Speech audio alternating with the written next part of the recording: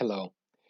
It is exceptionally hard to talk about culture in the times of COVID-19 pandemic for at least two main reasons, and that is that first, we don't know what culture is, and B, we don't know what COVID-19 pandemic is.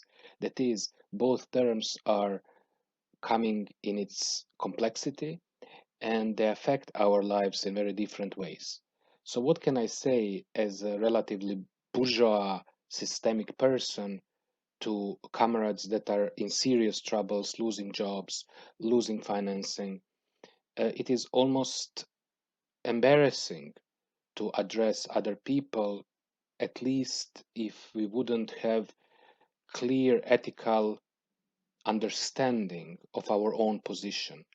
So, directors of museums and professors and I don't know, heads of large galleries are not the same like struggling artists that cannot sell their pictures because of this situation.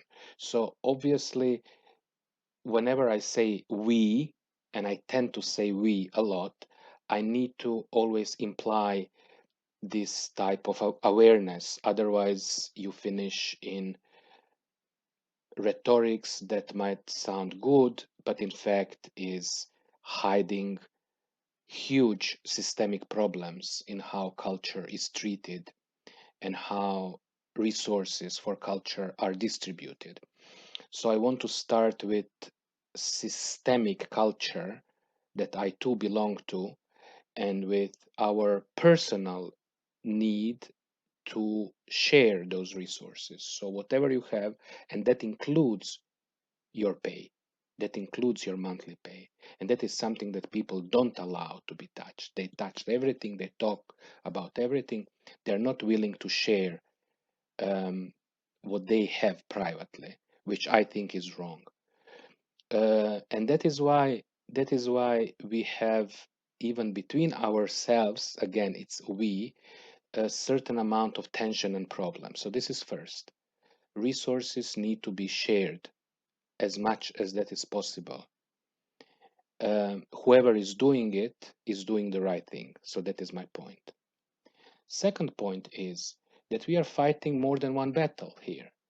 We are fighting battle with those that are saying that culture in its narrow artistic sense, like arts and humanities and all that, are not important. And we are fighting this battle for decades and centuries because we are encountering a system of value extraction obsession, or system obsessed with value extraction and greed, that cannot understand even our role in that same system, which can be prominent, let alone would understand our attempts to criticize it or to change it.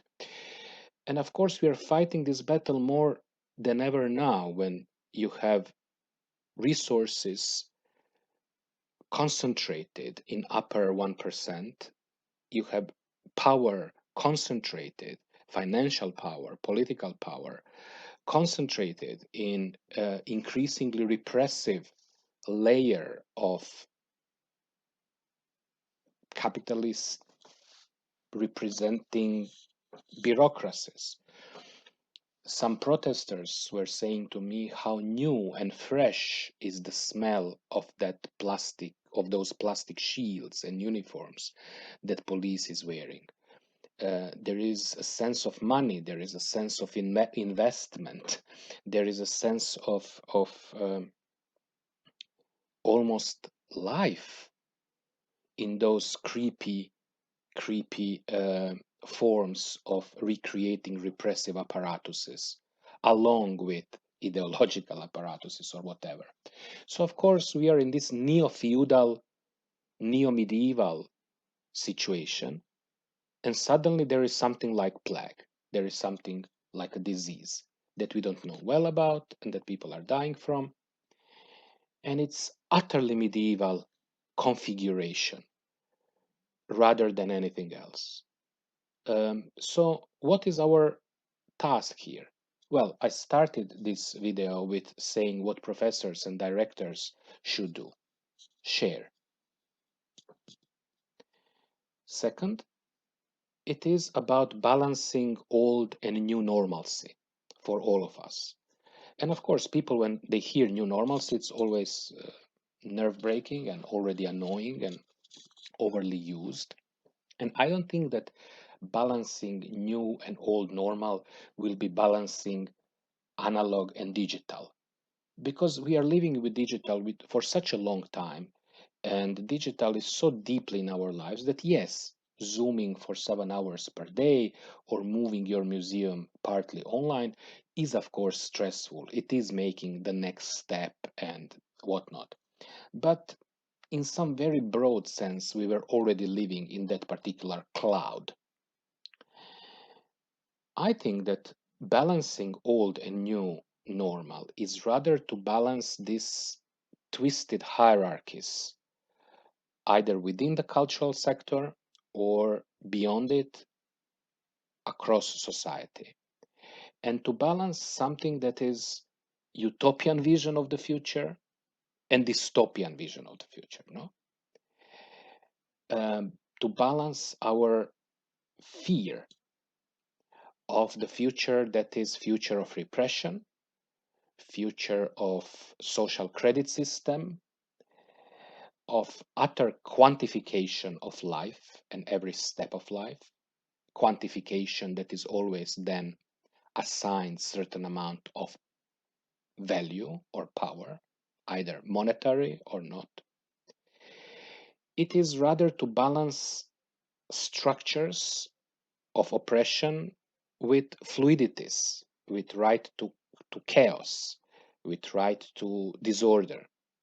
And of course, that is hugely problematic, but we are already, as digital tribes and analog tribes, capable of doing it.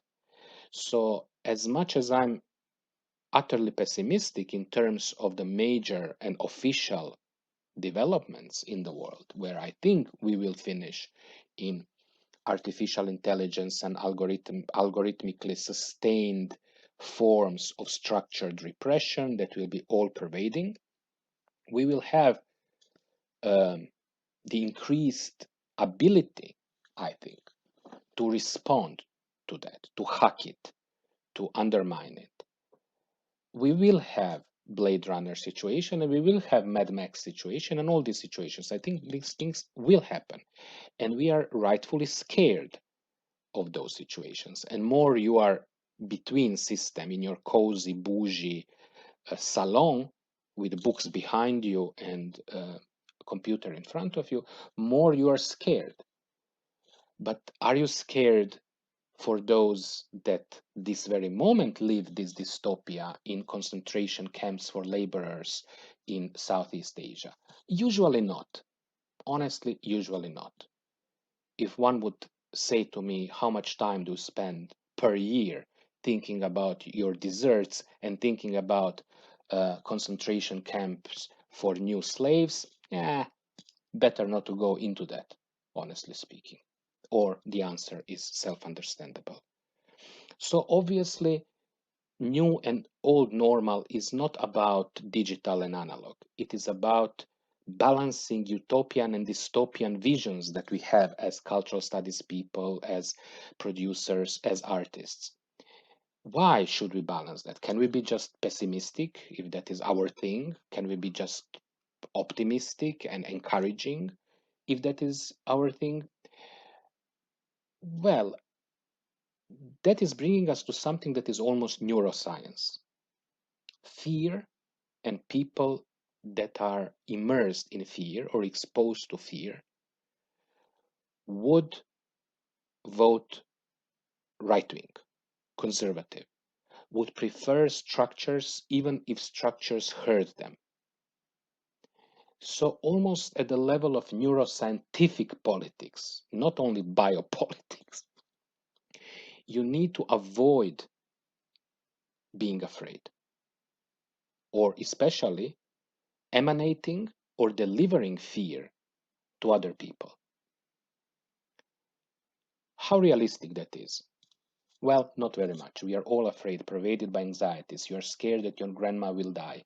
You are scared that you will die. You are scared that you will not have means to survive. It is exceptionally hard to fight fear. And that is, of course, the main issue here, because our audiences and students and people that listen to us and people that lean to us and to what we do in arts and humanities, uh, those people are obviously also in fear, like we are.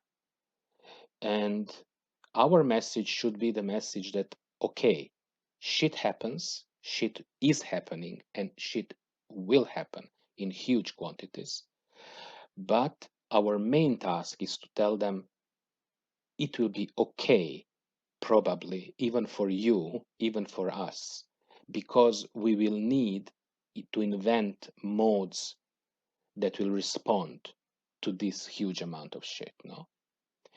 And I do believe that we will also appropriate artificial intelligence and algorithmic intelligence and everything else that system is producing in order to respond to systemic pressures.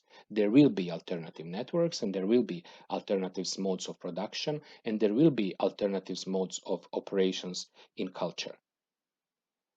To which degree and how successfully and how quickly, of course, depends also upon our present ability to think in those terms, to think in positive terms, but not in cheesy self-helpy terms.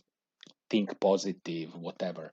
That is ideological trap, of course, that Slovenians love to talk about, especially Zizek and others. That is, of course, that is a trap. Um, so this anxiety that also Slovenians like to talk about, interestingly, Lacanians, is about reaching some kind of balance. It is almost like balancing sympathetic and parasympathetic system of culture. Sympathetic going you into high energy, high anger, force, adrenalinic lizard brain type of culture, and then parasympathetic calming you down, making you sleep, making you digest things. And of course, it is silly that I'm using this vocabulary of neuroscience or whatever that is, by human biology, but I think it makes sense in this situation because fear is directly making people act stupid and superficial and vote stupid and superficial. And it makes people to deny other people resources. So if somebody would really scare me now, I wouldn't be able to share anything. I would go completely against everything that I just said because I would just be so scared. And that is how much of an animal we still are and we will always be. So in whatever we do, we need to calm down. We need to stop with, oh my God, moral panic, moral panic, moral panic. Concentrate on calming down and on responding to fear with, how to say, with the type of balance that can resolve it. Of course, this is easier said than done. It sounds like a cheap self-help YouTube video. I cannot help it, but I think this is deeply true. Why is that also important, or how to twist that to sound less YouTubey? Well, let's think about decolonization of care, this hugely important topic that many friends in Ljubljana and in other countries are talking about these days. Care was taken from us. Care was exappropriated from people. Sometimes human care is recognized by state. You have grandmas being paid to take care of grandchildren in some Scandinavian countries. But in most countries, we are exposed to this huge division between what used to be human care and something that is the industry of care, that is lucrative, that is making money out of our fears and out of our needs and our sicknesses and everything else. That you cannot find place for old people, if you don't pay huge money, you cannot find your own doctor unless you have money for private doctors. You cannot enter the hospital normally. You cannot find help normally. Everything turned to be totally detached from some kind of communal form of caring. So, of course, decolonization of care in everyday life is crucial. And that is why it's very good news that many artists and scholars and activists these days, also in Ljubljana, are talking about it. Because we will need alternative networks of care if we want to balance what I said before, dystopian and utopian futures. We will need those networks that can accommodate um, systemic pressures and oppression, um, networks of sharing and of asking other people how they are doing, and just trying to be less nasty, to produce less shit, even in environmental sense. Sometimes I'm nervous at Umweltschmerz, as I call it, the world pain of poor fish eating plastic. But in fact, that also matters. That is part of the shit we create and part of the balance we need to reach. Um, Solidarity, of course, with decolonization of care, we are talking about reinstalling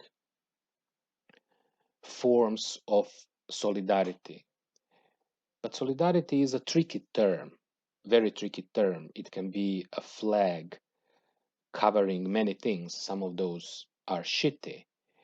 Um, so when I think about it, I think mostly about a very simple attitude towards everything in the world, almost in Buddhist sense. But of course, you need to be very careful not to finish in utterly individualizing it, in making it into neoliberal self-help type of bullshit that would make you guilty for who you are or for lacks or for non-achievements without taking into consideration systemic pressures and systemic violence. Nonetheless, the attitude of solidarity, together with avoidance of fear and decolonization of care, is what I think will or should balance old and new normalcy, or bring what was good in new old normal to new normal. Both of those normalcies are analog and digital. Both of them are unfortunately hierarchical, unjust.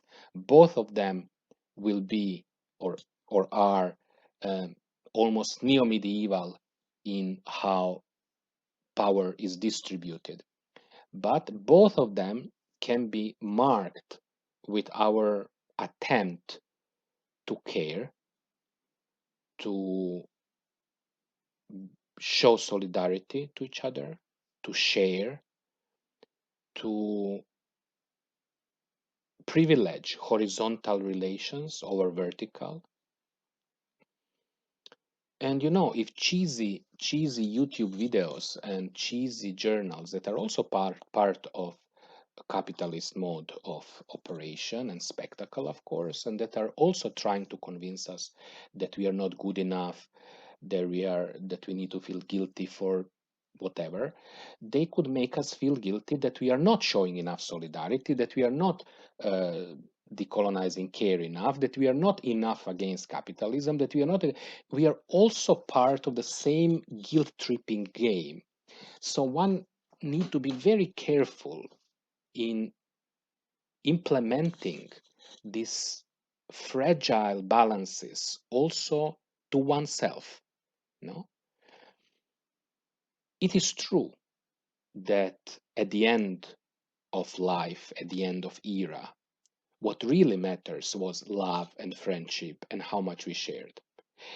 But the question is, are we too cynical and too greedy to maintain those cheesy, pathetic demands?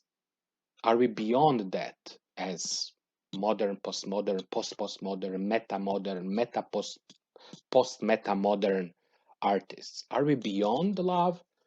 Are we beyond care? Are we beyond solidarity? Is it too cheesy to be implemented in our own lives? Would that remove something from our edginess as intellectuals or whatever? I don't know. That is something that we need to find in our own mind as a response. What I think is true is that we cannot allow media and the entire machine to exappropriate those ideas from us as they are doing for a long time. It is not only that they put us in defense against the vulgar systems of value extraction. It is rather than they are trying to colonize our soft spots, our desires. And whoever studied cultural studies would know that we are seduced into our guilts, into our prides, into our art, after all. So, yeah, I don't know if what I said makes sense. I don't know if some of you will find themselves in this. I think that avoiding fear and sharing ways to overcome fear will be crucial for any kind of resistance and any kind of positive future. Reinventing and reinstalling forms of solidarity as an attitude of openness towards others.